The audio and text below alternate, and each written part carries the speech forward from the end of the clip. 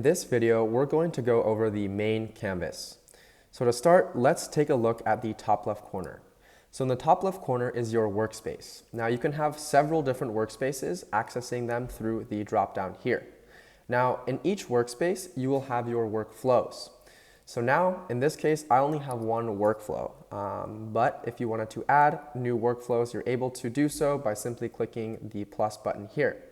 This will in turn generate a new workflow. Additionally, you can import workflows using this button, and you can add folders as well.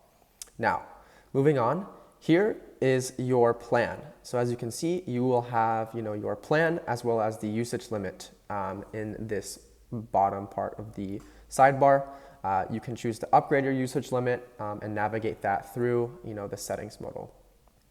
On the bottom, we have the logs page, as well as the templates page, the knowledge base page, which is where you can manage all of your knowledge bases, the help modal as well. So if you have any sort of bug report or some sort of a help ticket, you can submit it through the platform, as well as the settings page. Now moving on to the right, here in the top left corner, we have our auto layout, our variables, so we can open up the variables. We have export workflow, we have duplicate workflow, so if I wanted to duplicate this workflow, it'll go ahead and create one for me, as well as delete workflow. So I'll simply remove this workflow like so. This button is for chat, so if you wanted to run your workflow as a chat in the canvas itself, you're able to do that with this chat deployment here.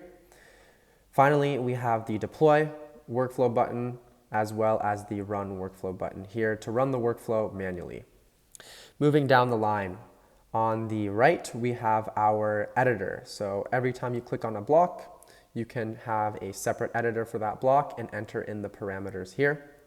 Additionally, we have our toolbar. So we have all of the triggers here, all of our different triggers and ways to trigger the workflow, as well as our blocks. So here you can access all of the blocks, and you can search for blocks as well. So if I wanted to search for Google blocks, I can see all of those blocks that come up.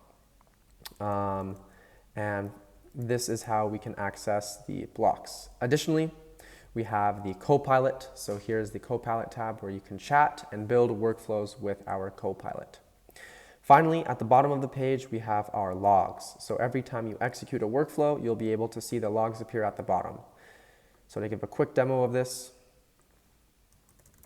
we can run this workflow, and we'll see our logs at the bottom here.